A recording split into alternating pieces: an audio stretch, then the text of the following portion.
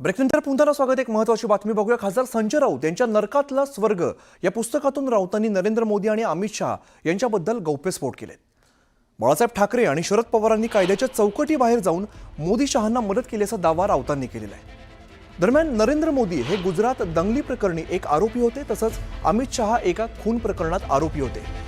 त्यावेळेला यूपीएचं सरकार होतं। या काळात मोदींना दंगल प्रकरणी अटक करण्याची परिस्थिती होती, पण यावेळेला शरद पवार आणि एका कॅबिनेटमध्ये त्यांनी मत मांडलं की राजकीय मतभेद असतील तरी सुद्धा लोकशाही मार्गाने निवडून आलेल्या मुख्यमंत्र्यांना अटक करणं योग्य ठरणार नाही, अशी भूमिका शरद पवारांनी मांडलेली होती। त्यांच्या भूमिकेला काही सहकाऱ्यांनी मूकसंमती दर्शवली होती, त्यामुळे मोदींची त्यावेळेला होणारी अटक ही टळली, असा खळबळजनक गौप्यस्फोट राऊतांनी पुस्तकात केलाय। ज्याने आम्हाला राजकीय सुडापोटी तुरुंगात पाठवलं, त्यांना मग माननीय शरद पवार साहेब असतील, माननीय इंद्रजित सम्राट बाळासाहेब ठाकरे असतील, यांनी त्यांच्या अडचणीच्या काळात कशी मदत केली, मला त्या तुरुंगात या गोष्टी मला लक्षात आल्या, आठवल्या। त्यातल्या अनेक घटनांचा मी साक्षीदार आहे। खरे म्हणजे मी अनेक गोष्टी माझ्या डोळ्यानं पाहिल्यात गेल्या अनेक वर्षांमध्ये। नरेंद्र मोदी यांनी माननीय शरद पवार साहेबांशी वारंवार चर्चा केली आणि विनंती केली, हे मला माहिती आहे। वारंवार मेरा खास आदमी है, आप मदद करो, मेरा खास। तेव्हा अमित शहा हे फार कोणाला माहित नव्हतं। माझ्या माहितीप्रमाणे शरद पवार साहेबांनी मोदींना विचारलं, हे कोण आदमी, आप बार बार मुझे फोन कर रहे हो, कौन है जिसके लिए आप मुझे बार बार रिक्वेस्ट कर रहे हो? बोला, मेरे लिए बहुत महत्वपूर्ण कामकाज। एवढंच मी तुम्हाला आता सांगू शकतो। दरम्यान मी कथा कादंबऱ्या वाचणं कधी सोडलंय असं म्हणत मुख्यमंत्री फडणवीसांनी टोला लगावलाय। कादंबऱ्या वाचणं कधीच सोडलेलं आहे। कथा कादंबऱ्या आणि बालवाङ्मय वाचायचं माझं वय राहिलेलं नाही, त्याच्यामुळे असल्या गोष्टी मी वाचतो। त्यांनी असंही म्हटलंय की त्यांचं सोडून द्या तुम्ही, ते कोण आहेत, ते कोण खूप मोठे नेते आहेत का? मध्ये असताना राऊतांनी उद्धव ठाकरेंना शिव्या घातल्या असं नितेश राणे म्हणालेत।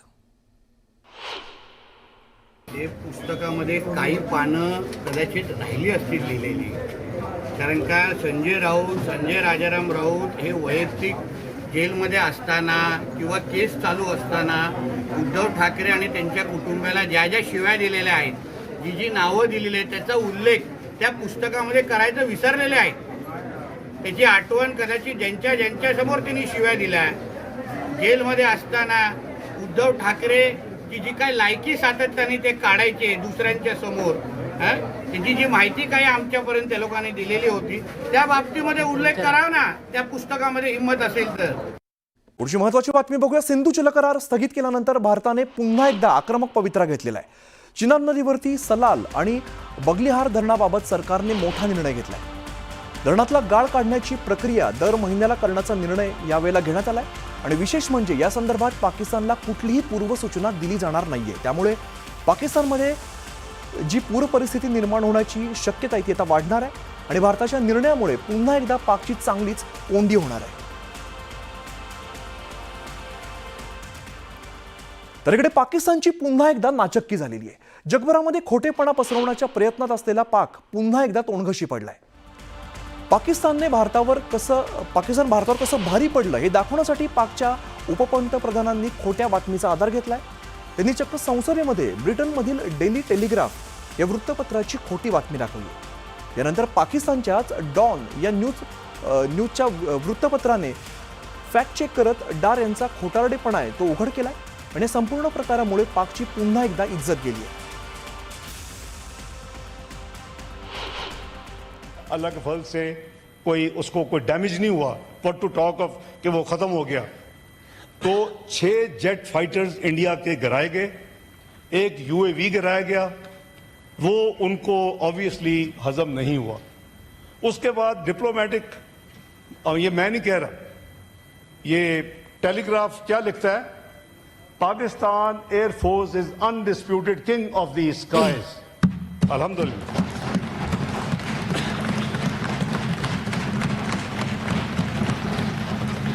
अल्लाह ताला का बहुत शुक्र किया, गुरूर नहीं किया, तकब्बर नहीं किया, बड़ी स्टेटमेंट्स नहीं दी.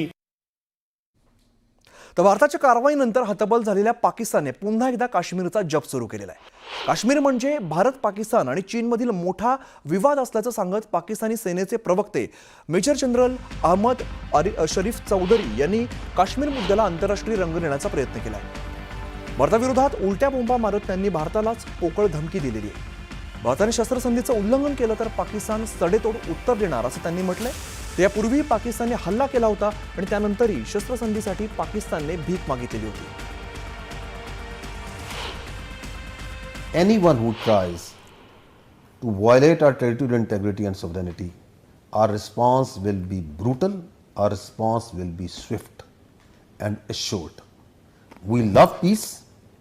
If you see the streets of Pakistan right now, we are not celebrating victory, we are actually celebrating peace.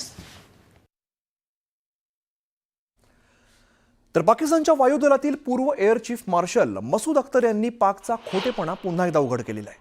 एका पाकिस्तानी न्यूज चॅनलला दिलेल्या मुलाखतीत त्यांनी पाकची पोलखोल केलेली आहे. सिंधच्या भुलारी एअरबेसवरती भारताने 1-2 नव्हे तर चक्क 4 ब्रह्मोस मिसाईल डागल्याची कबुली अख्तर यांनी दिली. या हल्ल्यामध्ये पाक वायुदलाचं मोठं नुकसान झालंय. इतकंच नव्हे तर मोठ्या संख्येने पाकिस्तानी सैनिकांचा मृत्यू झालाय असं त्यांनी म्हटलेलं आहे. पाकिस्तानच्या वायुदलातील काही अधिकाऱ्यांशी आपली चर्चा झाल्याचा दावा मसूद अख्तर यांनी केलाय. आर्मी और एयरफोर्स ने, आर्मी ने अल-फतह हमारे मिसाइल मारे और एयरफोर्स ने ये जो आप सुबह की बात कर रहे हैं जी ये 10 की सुबह को हुआ, बिकॉज मेरी कुछ लोगों से बात भी हुई.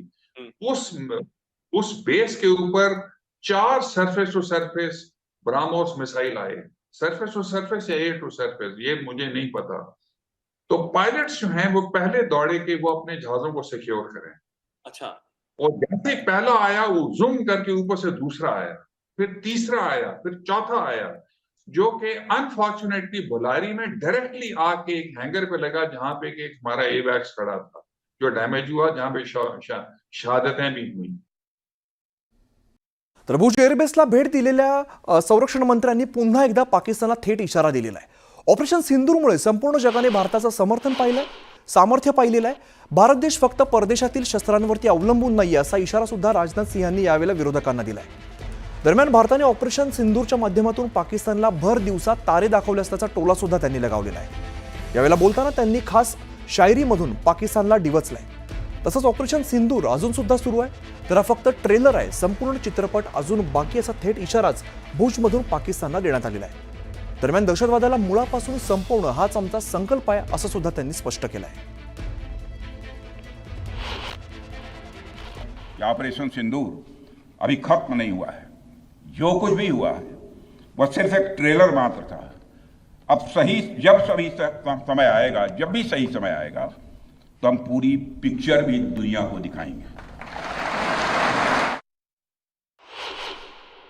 ब्रह्मोस मिसाइल की ताकत को तो पाकिस्तान ने खुद स्वीकार कर लिया है. हमारे देश में एक कहावत काफी पुरानी है और वह है दिन में तारे दिखना.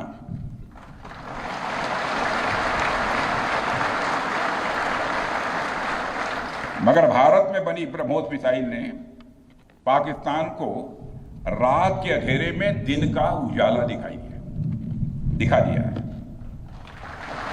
रात के अंधेरे में दिन का उजाला दिखा दिया है. साथियों, अब यह स्पष्ट हो गया है कि पाकिस्तान में आतंकवाद और वहां की सरकार का चोली दामन का संबंध है. स्टेट और नॉन स्टेट एक्टर के बीच का नकाब अब पूरी तरह से उतर चुका है. अतः इस परिस्थिति में यदि वहां परमाणु अस्त्र, एटॉमिक वेपन रहते हैं तो इस बात की संभावनाओं को भविष्य में नकारा नहीं जा सकता कि कभी वो आतंकवादी तत्वों के हाथों में चले जाएं. ये सिर्फ भारत के लिए नहीं बल्कि पूरी दुनिया के लिए और पाकिस्तान की आम जनता के लिए भी एक गंभीर खतरे की बात होगी. यह कहना गलत नहीं होगा, जितनी देर में लोग नाश्ता पानी निपटाते हैं उतनी देर में आपने दुश्मनों को निपटा दिया।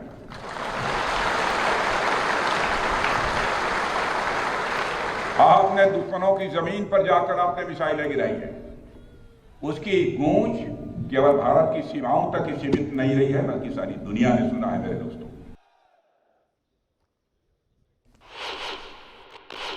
और आज स्थिति यह है कि भारत के फाइटर प्लेन बिना सरहद पार किए ही यहीं से उनके हर कोने तक सीधा प्रहार करने में पूरी तरह से सक्षम है।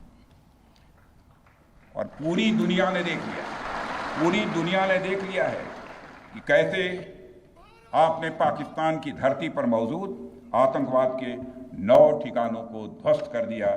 बाद में की गई कार्रवाई में उनके अनेक एयरबेस भी तबाह कर दिए।